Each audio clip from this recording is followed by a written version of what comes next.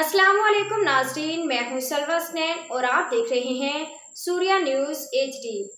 आइए नजर डालते हैं आज की अहम खबरों पर। खबर शामिल करते हैं। कराची से मेमन घोट पुलिस की बरवक्त कार्रवाई, गैर कानूनी हवाई फायरिंग में मुलव्वस मुल्ज़मान गिरफ्तार। मेमन घोट पुलिस ने इंसानी जानों को खतरे में डालने वाले गैर कानूनी हवाई फायरिंग के संगीन जुर्म में मुलव्वस मुल्ज़मान को फौरी कार्रवाई करते हुए गिरफ्तार कर लिया। पुलिस ने दौरान गश्त रमजान चुरंगी के करीब मशकूक हरकत पर मुल्जिम को रोक कर तलाशी ली और मौके से गिरफ्तार कर लिया।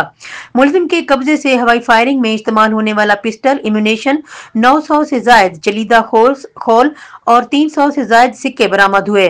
गैर कानूनी फायरिंग से शहरियों की जिंदगी को शदीद खतरा अकलाक है। गिरफ्तार मुल्जिम की शनाख्त वासिफ अली अख्तर के नाम से हुई। पुलिस ने ज़ाब्ते की कार्रवाई करते हुए मुल्जिम के खिलाफ सिंध असला एक्ट के तहत मुकदमा दर्ज करके मजीद तफ्तीश का आगाज कर दिया।